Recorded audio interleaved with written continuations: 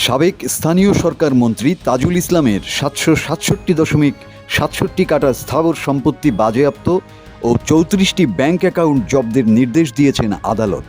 তার বিরুদ্ধে অবৈধ সম্পদ অর্জন ও সন্দেহজনক আর্থিক লেনদেনের অভিযোগে দুদকের দায়ের করা মামলায় ঢাকা মেট্রোপলিটন সিনিয়র স্পেশাল জজ আদালতের বিচারক মোহাম্মদ জাকির হোসেন এ আদেশ দেন।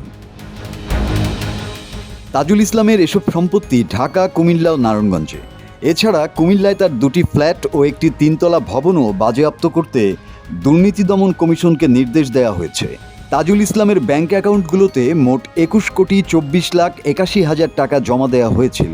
অন্যদিকে দুদক তাজুলের নামে বিভিন্ন কোম্পানি ও প্রতিষ্ঠানের 25,52,660টি শেয়ারের সন্ধান পেয়েছে। আদালত সাবেক এই মন্ত্রীর মালিকানাধীন 3টি গাড়ি জব্দেরও নির্দেশ দিয়েছেন।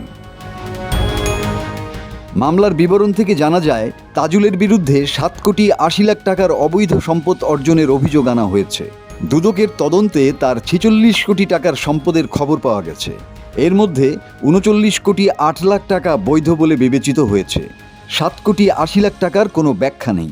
এছাড়া তার 34টি ব্যাংক অ্যাকাউন্টে 139,75,00,000 টাকার সন্দেহজনক লেনদেন পাওয়া গেছে।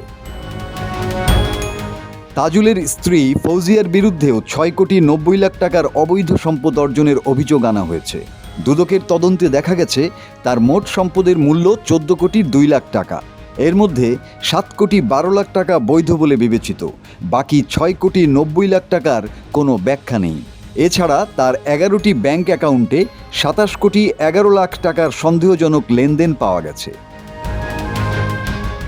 মাসুদ হাসান, বাংলা টিভি।